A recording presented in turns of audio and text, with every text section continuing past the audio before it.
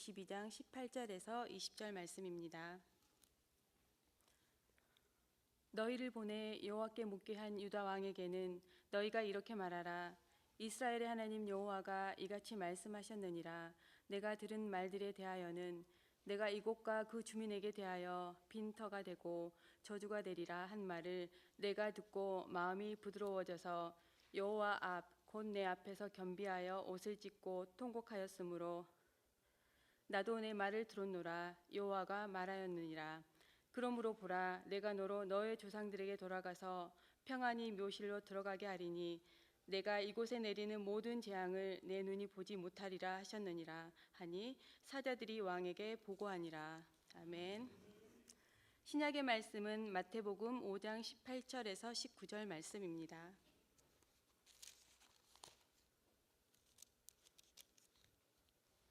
진실로 너희에게 이르노니 천지가 없어지기 전에는 율법의 1.1획도 결코 없어지지 아니하고 다 이루리라. 그러므로 누구든지 이 계명 중에 지극히 작은 것 하나라도 버리고 또 그같이 사람을 가르치는 자는 천국에서 지극히 작다 일컬음을 받을 것이요 누구든지 이를 행하며 가르치는 자는 천국에서 크다 일컬음을 받으리라. 어떻게 사람이 살아야 하나, 그리고 문제가 있을 때 어떻게 풀어야 되나, 이런 것이 다 지금 포함되어 있는 성경을 주셨는데 그 성경은 멀리 있는 게 아니다. 어렵지도 않다.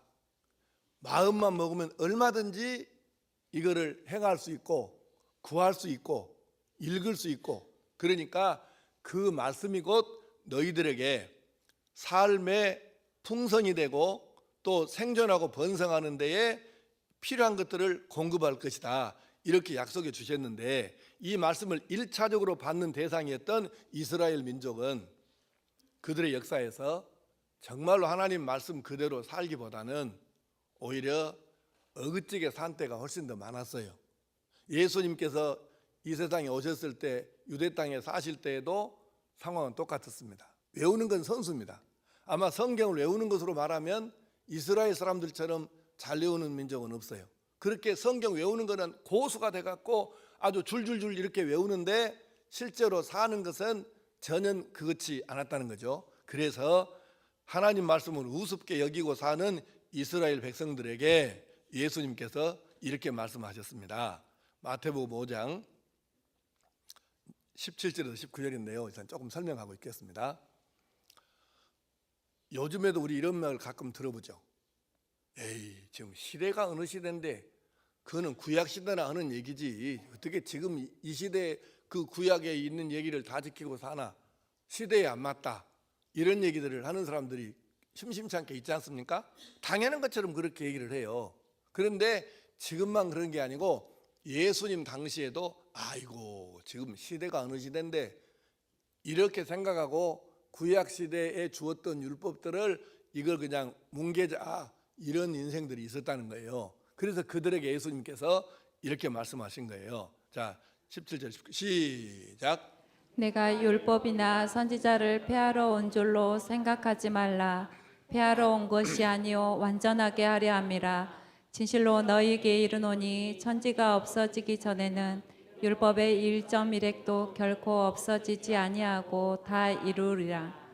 그러므로 누구든지 이 계명 중에 지극히 작은 것 하나라도 버리고 또 그같이 사람을 가르치는 자는 천국에서 지극히 작다 일컬음을 받을 것이요 누구든지 이를 행하며 가르치는 자는 천국에서 크다 일컬음을 받으리라. 아멘. 지금 사람들이 생각할 때 예수님께서 하시는 일과 가르치시는 말씀이 그들이 알고 있는 것하고 다른 꽤 많이 달랐어요. 그래서 예수님을 보면서 뭔 생각을 하냐면, 아하, 새 시대가 왔다, 이 율법을 안 지켜도 되겠네, 이렇게 생각하는 날 넘은 사람들이 그 시대에 있었다고 말해요. 그래서 거기에 대해서 예수님께서 말씀을 하셨는데, 한 가지 참고하실 것은, 물론 레위기에 보면 5가지 제사가 있고 오늘 우리는 그 제사 안 드립니다.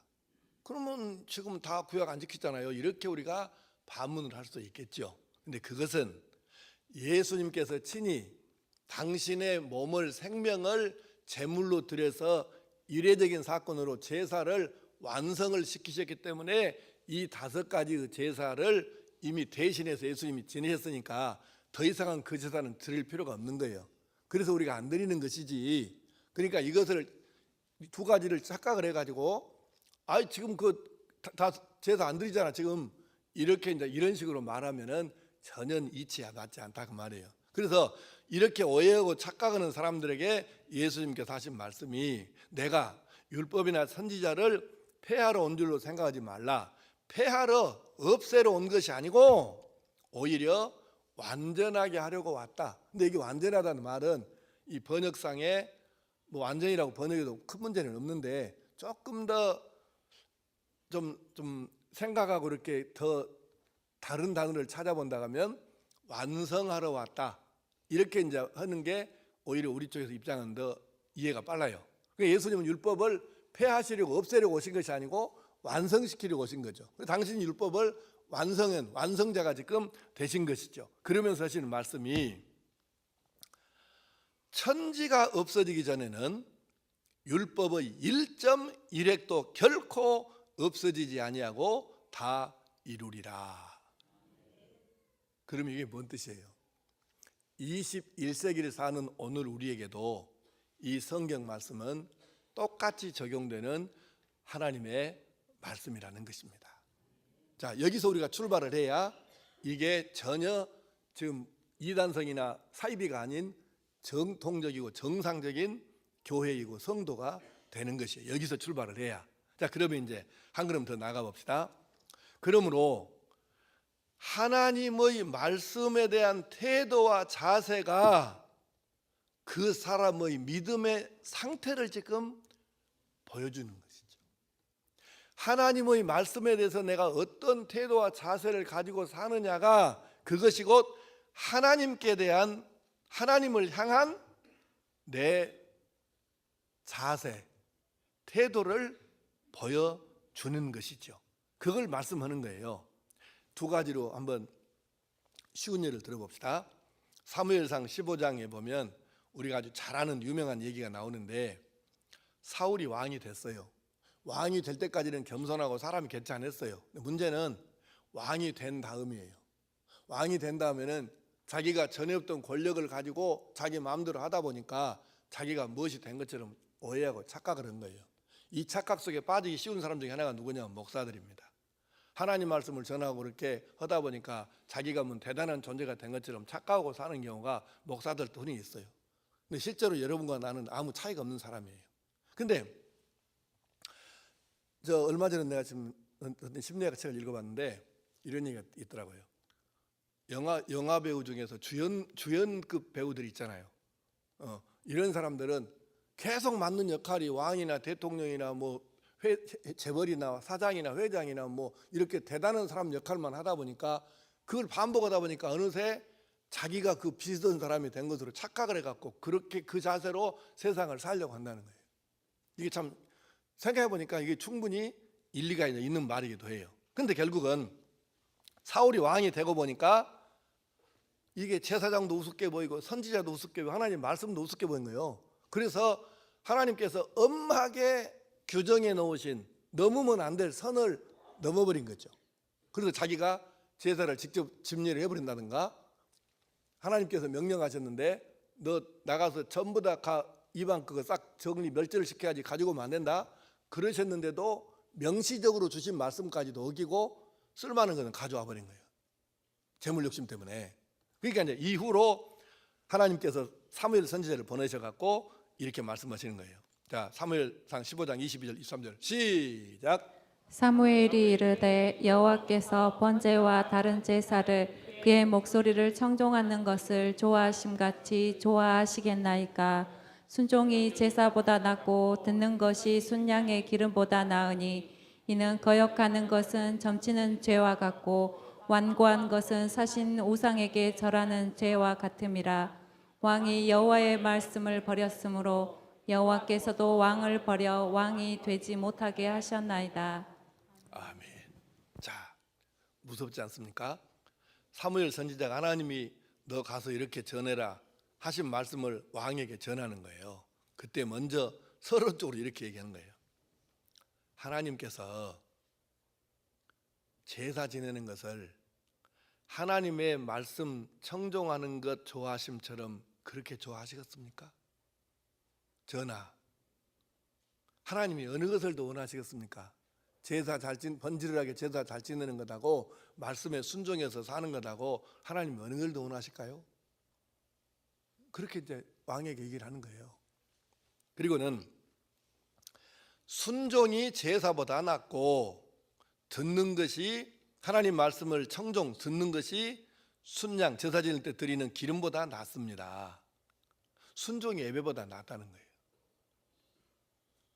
예배를 아무리 많이 드리고 잘 드려도 말씀에 순종하지 않으면 그건 상관이 없어. 그것은 지금 그 얘기를 말씀하는 거잖아요. 그리고는 거역하는 것은 하나님의 말씀에 대해서 거역하는 것은 점치는 죄와 같고, 하나님의 말씀을 거역하는 것은 순종하지 않는 것은 우리가 저무는 것은 우상에게 가서 하는 거잖아요. 무서운 거죠. 그 죄와 같다는 거잖아요. 완고한 것은 하나님 말씀에 대해서 마음이 굳어져 가지고 순종하지 않는 것은 사신 우상에게 절하는 죄와 같습니다. 이렇게 지금 왕에게 설명하는 거예요. 그러니까 선지자는 참 이게 골치 아픈 직책이에요. 왕에게 그렇게 말하면 잘못하면 바로 저 새끼 잡아다가 바로 목을 쳐라 이러면 바로 죽어야 되잖아요. 근데 이걸 갖다 이게 하려니 참 얼마나 선지자가 골치 아파요. 근데 선지자가 이렇게 얘기를 한 거예요. 왕한테, 사울왕한테. 그러면서 마지막 결정타를 때리는데 이렇게 얘기합니다. 왕이 하나님의 말씀을 버렸기 때문에 하나님께서도 왕을 버리셨습니다. 여기서 뭔 이제 동일시라는 단어가 나오는데, 하나님의 말씀과 하나님을 동일시하는 표현이 바로 이거예요. 왕이 여호와의 말씀을 버렸으므로 여호와께서도 왕을 버려 왕이 되지 못하게 하셨습니다. 하나님의 말씀과 하나님이 지금 동일시되잖아요.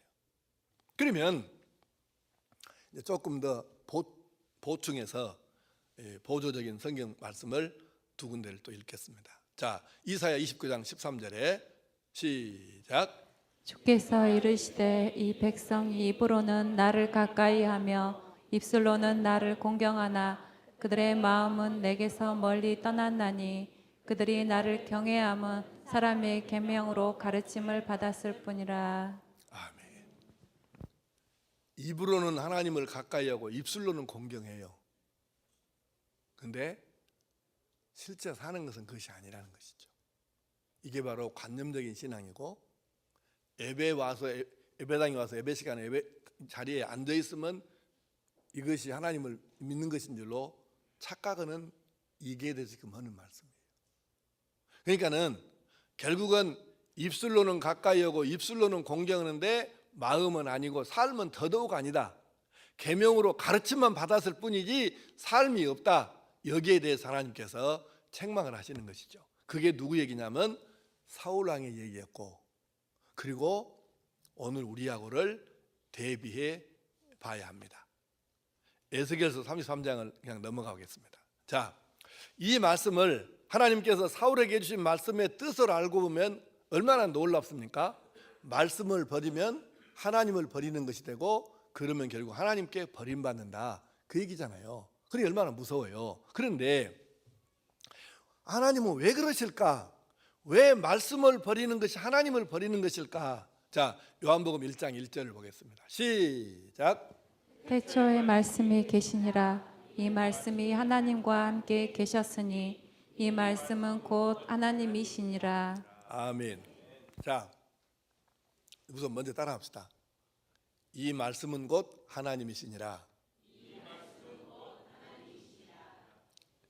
요한복음 1장에 지금 1절로 나오는 말씀인데, 하나님께서 천지 만물을 창조하셨는데 그때 사람도 물론 없었지만 이 눈이 있어가지고 천지 만물이 창조되는 것을 봤다고 해도 육신의 눈으로 하나님을 볼 수는 없잖아요. 근데 하나님의 말씀이 먼저 튀어나왔어요. 하나님 말씀이 나오니까 말씀하신 대로 천지 만물이 다 이루어져 가지고 오늘 우리가 눈으로 보고 있는 이런 세상이 됐다고 말이에요. 그러니까는 먼저 사람의 눈으로 볼 수 있는 하나님이 계셨던 것이 아니고, 하나님 물론 계시죠. 존재하셨죠. 이전에, 창세 전에. 근데 사람이 눈으로 볼 때는, 이 육신의 눈으로 볼 때는 안 보이는 하나님의 말씀이 먼저 들리고 그 말씀대로 세상이 이루어졌어요. 그러니까 결국은 이 말씀이 곧 하나님이 되시는 거죠. 그래서 성경은 하나님의 말씀과 하나님을 동일시하는 것입니다. 따라하겠습니다. 말씀이 곧 하나님이십니다. 하나님의 말씀이 하나님이세요. 그래서 하나님의 말씀을 버리면 하나님을 버리는 것이 되는 것이죠. 또 말씀하시기를 시편 119편 49절 50절에 시작. 주의 종에게 하신 말씀을 기억하소서. 주께서 내게 소망을 가지게 하셨나이다. 이 말씀은 나의 고난 중의 위로라. 주의 말씀이 나를 살리셨기 때문이다. 아멘. 이건 제가 풀어서 말씀드릴게요. 그대로 자막 띄워주세요. 설명을 들으면서 자막 그 말씀도 같이 보면서 듣고 보고 하세요. 이 시편 119편을 기록했던 사람이 살다가 보니까 고난이라는 것이, 역경이라는 것이 찾아왔어요. 우리가 전라도 사람들이 쓰는 말로 표현하자면 기가 막힌 상황이 닥친 거예요. 진짜 기가 막혀서 어떻게 해볼 수 없는 상황이 되는 거예요. 그런데 하나님께서 그때 그 사람에게 말씀을 주신 거예요. 너 이렇게 살아야 된다. 그랬더니 그 기가 막힌 상황 중에서 말씀대로 순종하기가 쉬운 건 아니에요. 그런데 그래도 이 말씀대로 한번, 이 말씀 붙잡고 이 말씀 믿고 이 말씀대로 한번 살아봤어. 그랬더니 신기하게도 그 말씀 그대로 고난이 극복이 되어지고 마지막에 아름답게 잘 정리가 되었다고 말이에요. 그래서 가만히 생각해 보니까 내게 소망을 줬던 그 말씀을 지키고 살았더니 말씀 그대로 돼버리네. 그래서 제가 살아났다는 얘기 아니에요. 그러니까 그가 마지막으로 고백한 것이 바로 이 말입니다. 이 말씀은 나의 고난 중의 위로라. 왜냐하면 주의 말씀이 나를 살리셨기 때문입니다. 결국 말씀이 자기를 살린 거잖아요. 왜? 말씀을 지켰더니 말씀 약속한 그대로 지금 이루어졌어요. 그러니까 말씀 지켰더니 말씀대로 되더라. 그러니까 자기가 살아난 거예요. 그래서 이 말씀이 나를 구원했다고 고백을 하는 것이죠. 그래서 우리가 이걸 조금 더 풀어서 설명을 하겠습니다. 아주 구체적으로 이제 좀 쉽게 예를 더 들겠어요. 열왕기하 22장 오늘 구약성경 본문인데 18절에서 20절을 한번 다시 읽어보고 설명하겠습니다. 자, 시작. 너희를 보내 여호와께 묻게 한 유다 왕에게는 너희가 이렇게 말하라. 이스라엘의 하나님 여호와가 이같이 말씀하셨느니라. 내가 들은 말들에 대하여는 내가 이곳과 그 주민에게 대하여 빈터가 되고 저주가 되리라 한 말을 내가 듣고 마음이 부드러워져서 여호와 앞 곧 내 앞에서 겸비하여 옷을 찢고 통곡하였으므로 나도 내 말을 들었노라. 여호와가 말하였느니라. 그러므로 보라, 내가 너로 너의 조상들에게 돌아가서 평안히 묘실로 들어가게 하리니 내가 이곳에 내리는 모든 재앙을 내 눈이 보지 못하리라 하셨느니라 하니 사자들이 왕에게 보고하니라. 아멘. 이스라엘 나라 12지파 이 나라가 북이스라엘과 남유다로 나눠졌다는 얘기는 우리가 잘 알죠. 그 죄 때문에, 우상숭배 때문에 하나님께 매를 맞아가지고 나라가 두 조각이 났어요.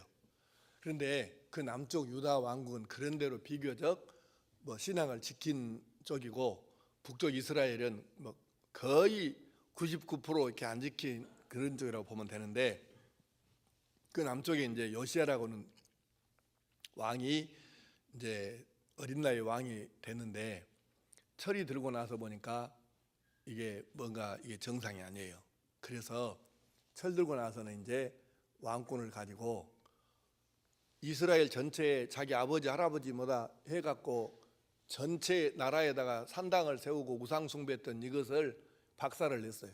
그래서 산당을 다 제해버리고, 근데 이제 기가 막힌 얘기가 두 가지가 나오는데, 하나는 그 유다 왕국에서, 북도 아니고 남쪽인 그 유다 왕국에서 세상에 성전에서 제사 안 지내고 산당에 가서 우상들에게 제사하고 이러다가 보니까 성전을 사용을 안 하니까 관리가 안 되잖아요. 그래서 성전이 이게 막 벽은 다 헐고 이게 막 무너진 데도 있고 이게 난리가 아니에요. 이게 무슨 얘기냐면 성전을 그만큼 사용을 안 하고 하나님을 안 섬겼다는 얘기잖아요. 성전이 엉망진창이라. 그래서 요시야 왕이 성전을 리모델링 해라. 그래서 성전 수리공사를 한 거예요. 자, 이것도 기가 막힌 얘기잖아요. 어떻게 유다 땅에서 이런 일이 있을 수 있나 이게. 근데 두 번째 또 더 기가 막힌 것은 성전 수리를 하려고 보니까 이제 뭐 다 이렇게 드러내고 뭐 이렇게 해야 될 거 아니에요. 그 하다가 뭘 하나를 발견했어. 그게 뭐냐면 두루마리 성경 하나였어요. 그러니까 이제 지금같이 이렇게 책이 아니잖아요. 요즘 같은 우리가 이렇게 책으로 된 성경을 갖고 있는데 그 당시에 무슨 이런 종이가 있습니까? 없잖아요. 그래서 주로 이제 양을 잡아 가죽을 갖다가 부드럽게 처리해서 거기다 글씨를 써갖고 둘둘둘 말아서, 그래서 우리가 두루마리라고 그래. 근데 이 두루마리 성경은 당시에 이렇게 뭐 펜이 좋은 것도 아닌 것이고 하니까 글씨도 두껍고 양가죽은 또 이게 종이가 아니고, 그러다 보니까 창세기 한 권을 쓰려고 그러면 양이 수십 마리 거쳐야 돼. 그래야 그 가죽에다가 창세기 한 권을 다 쓸 거니까. 그럼 이게 또 이을 수가 없어. 전체를 다. 왜냐하면 북대기가 너무 커지니까 부피가. 그래서 이 두루마리 조그만 것이 창세기 한 권을 하면 수십 개가 돼야 창세기 한 권이 되는 거예요. 그러니 얼마나 성경을 당시에 이렇게 보관하고 쓰고 읽기가 얼마나 어렵겠습니까? 근데 그 성경을 다 발견한 것도 아니고 그 두루마리 중에 어느 한 나라를 발견을 한 거예요. 이 말은 뭔 얘기냐면 유다 왕국 전체가 성경이 사라져버린 거예요. 왕부터 서민까지 우상을 섬기다 보니까 성경을 다 없애버려가지고 성경이 없어져 버렸네. 그런데 요시야 왕의 명령으로 성전 수리 공사를 하면서 세상에 거기서 성전 안에 있었던 두루마리 성경 하나가 발견이 됐다. 참 이 성경을 읽으면서, 물론 오래전부터 많이 읽었지만 읽을 때마다 기가 막히게 가슴이 먹먹해져요. 하나님께 선택받고 하나님의 은혜를 입고 사는 유다 왕국에서 어떻게 세상에 이런 일이 있을까? 성전은 폐허가 되고, 그리고 성경은 다 사라져가지고 성전 안에 어디 한쪽 구석대기에 묻혀있던 그 성경이 하나 발견했는데 이것이 무엇이냐 그래가지고 왕에게 보고할 정도로 이런 신기한 일이 됐다는 것 자체가 얼마나 비극적인 얘기냐. 유다 왕국에서 그것도. 어쨌든 이것이 왕에게 이제 소식이 들어가고 왕에게 그 전달이 됐어요, 이 성경이. 그래서 왕이 성경을 읽어보니까 하필 그 성경이, 하필이 아니고 하나님의 뜻이겠지만 성경을 읽어보니까 이 온전한 것도 아니고 이제 쪼가리의 성경, 쪼가리. 그걸 읽어보니까 뭔 말씀이 기록되어 있냐면 하나님을 떠나고 우상을 숭배하고 이렇게 어긋진 길로 가면은 반드시 저주받고 망한다고 이렇게 돼 있는 거예요. 이걸 읽어보고 요시야 왕이 부들부들 떠는 거예요. 왜냐하면 하나님을, 이 사람은 그냥 관념적인 신앙이 아니고 하나님은 진짜 살아계신 하나님이라고 믿다 보니까 이 말씀을 읽으니까 막 부들부들 떨리는 거예요. 엄마, 그럼 우리나라가 망한다는 얘기 아니냐 이거. 그래서 놀래가지고 선지자에게 자기 신하를 보낸 거예요. 그때 선지자 이름이 훌다라는 여자인데 이 선지자에게 가서 보냈어요. 야, 세상에 하나님 말씀이 이렇게 기록되었고 우리가 지금 망하는 운명 앞에 있는데 우리가 어떻게 되는가 한번 하나님 종에게 가서 물어봐라. 그래서 훌다 선지자에 가서 했더니 훌다 선지자 하나님 말씀을 받아갖고 응답을 해주는 거예요. 그래, 그 응답의 이야기 중에 한 부분이 방금 읽은 말씀이에요. 자, 뭐라고 되어 있어요? 너희가 저주받으리라 한 말을 너가 듣고 마음이 부드러워져서 여호와 앞 곧 내 앞에서 겸비하여 옷을 찢고 통곡하였으므로 나도 너의 말을 들었노라. 자, 오늘 설교의 핵심입니다. 한번 따라하겠습니다. 말씀에 반응하라. 요시야 왕이 오래전에 기록되었던 하나님의 말씀을 받았어요. 성전 수리에다가 어렵게 어떻게 이게 발견된 성경을 가져오라 해서 자기가 이제 읽어보니까 그런 말씀이었어요. 이 말씀을 읽자마자 부들부들 떨면서 이거 우리가 어떻게 해야 되나. 그래서 막 통곡하면서 가슴을 쥐어뜯으면서 하나님 어찌합니까? 그러고 통곡하면서 회개하고 자복했대. 그랬더니 선지자가 뭐라 그래요?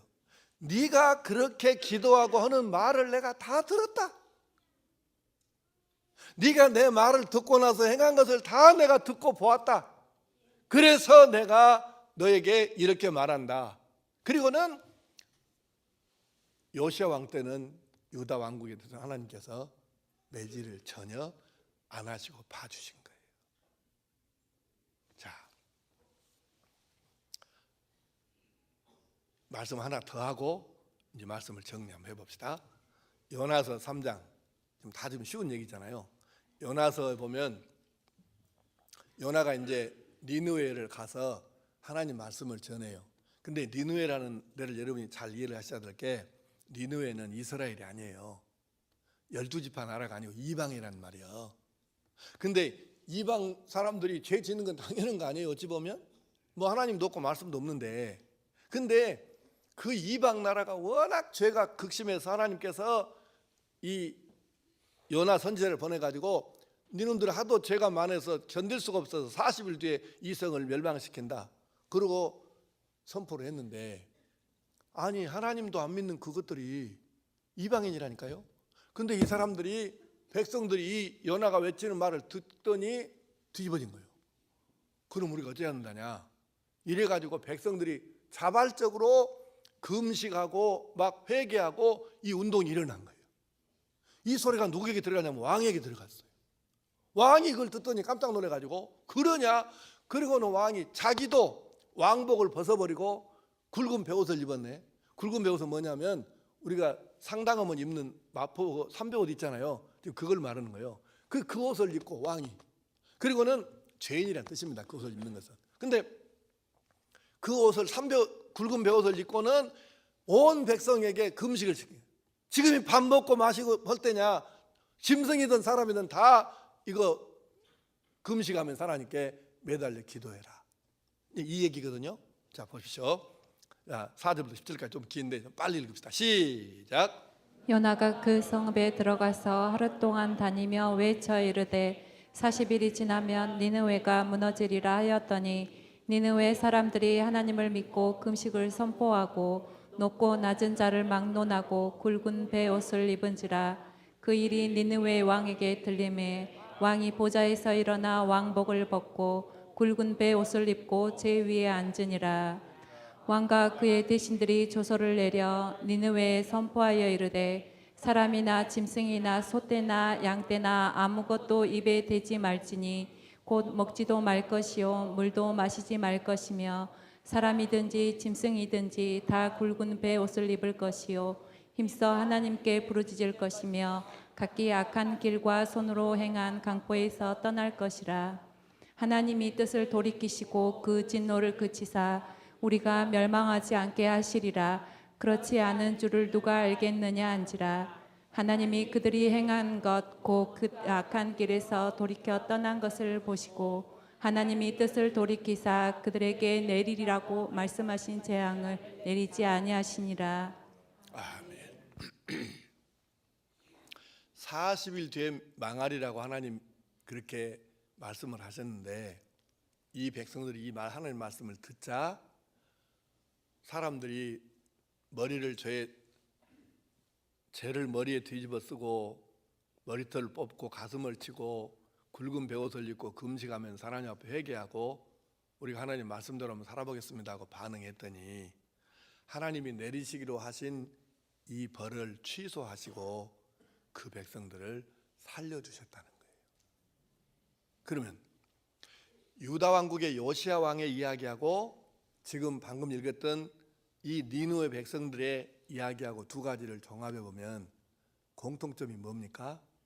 그들이 주신 하나님의 말씀에 대해서 반응했더니 하나님도 바로 반응을 하시더라는 거예요.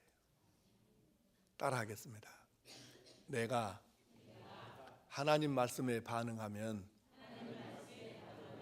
하나님께서도 내게 반응하십니다. 평생 우리가 가슴에 새겨야 될 말씀이에요. 내가 하나님의 말씀에 바르게만 반응하면 하나님도 반드시 내게 반응하십니다.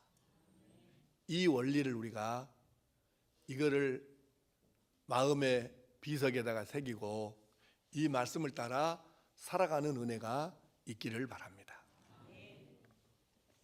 기억하십시오. 하나님의 말씀에 대한 나의 반응이 내 인생을 결정하는 것입니다. 그동안 우리는 그러면 하나님의 말씀을 읽을 때, 묵상할 때, 들을 때, 공부하고 배울 때 어떻게 내가 반응하고 살았나를 생각하면서 왜 내 삶에는 하나님의 반응이 안 나타났을까? 이 답을 이제 찾을 수 있는 것이죠. 자, 오늘 마지막 성경 말씀 신명기 30장 19절에서 20절 시작. 내가 오늘 하늘과 땅을 불러 너희에게 증거를 삼노라. 내가 생명과 사망과 복과 저주를 내 앞에 두었은즉 너와 내 자손이 살기 위하여 생명을 택하고 내 하나님 여호와를 사랑하고 그의 말씀을 청종하며 또 그를 의지하라. 그는 내 생명이시요 내 장수이시니 여호와께서 내 조상 아브라함과 이삭과 야곱에게 주리라고 맹세하신 땅에 내가 거주하리라. 아멘. 하나님께서 우리 앞에다 말씀을 주셨어요. 그러시면서 뭐라고 하셨냐면 너와 너의 자손이 살기 위해서 생명을 택해라. 살기 위해서. 너와 너의 자손이 살기 위해서 생명을 택하라.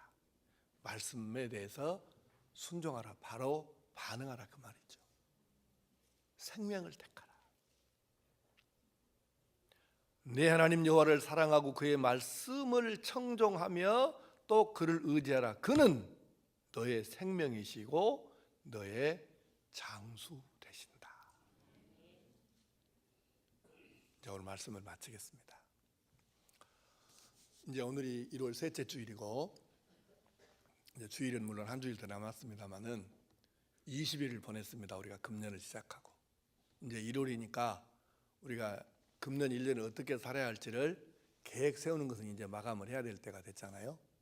그러면 하나님과의 처음 사랑을 회복해서 하나님과 나와의 뜨거움이 있는 감격이 있는 은혜의 삶을 살기 위해서 물론 그동안에 말씀드렸으니까 해야 될 일이 몇 가지가 있는데 그 중에 말씀에 바르게 반응한 것이 하는 것이 내가 바로 하나님께 반응을 입는 일이고 내가 하나님과의 첫사랑을 회복하는 방법이라면 그러면 나도 하나님의 말씀에 대해서 뭔가 구체적인 일과 계획이 있어야 하지 않겠습니까?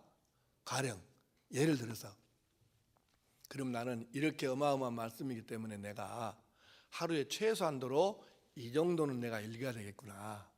그리고 내가 이 말씀을 읽고 끝나는 것이 아니라 묵상을 하면서 하나님께서 내게 뭘 하라고 하시는지를 이거를 찾아야 되겠구나. 그리고 내가 이 말씀을 어떻게 삶에다가 해야 되겠구나. 이것을 그러니까 하나님의 말씀을 시간적으로 또는 양적으로 어느 정도 내가 날마다 읽고 소화를 할 것인가 그리고 읽은 말씀을 가지고 내가 어떻게 할 것인가를 여러분이 계획을 세워야 되겠죠. 그리고 구체적으로 이것을 적응해 나가는 것이 뭐냐면 그게 반응이고 그렇게 내가 하나님 말씀에 대해서 내게 주신 말씀에 반응하면 하나님께서도 내게 반응하셔서 내게도 이런 놀라운 일이 일어나겠구나. 이거를 이제 기억한다면 그냥 있을 수는 없죠. 그래서 여러분들이 한 해의 계획을 마감할 쯤인 이 시점에서 다시 한번 금년에 나는 1년 동안 하나님 말씀에 대해서 내가 개인적으로 이렇게 해버리라. 그걸 확실하게 결정을 하시고 그리고 그 말씀에 대해서 하나님 말씀을 사랑하는 것이 하나님 사랑하는 것이고 하나님 말씀에 순종하는 것이 하나님께 순종하는 것이다. 말씀에 바로 반응하는 것이 하나님께 내가 반응을 받을 수 있는 비결이다. 이거를 꼭 기억하시고 실천해서 말씀과 함께 살고 말씀과 함께 살았더니 이런 놀라운 일이 내 인생에도 일어나더라는 것을 체험하고 간증하며 사는, 말씀과 함께 사는 성도들이 될 수 있기를 축복합니다.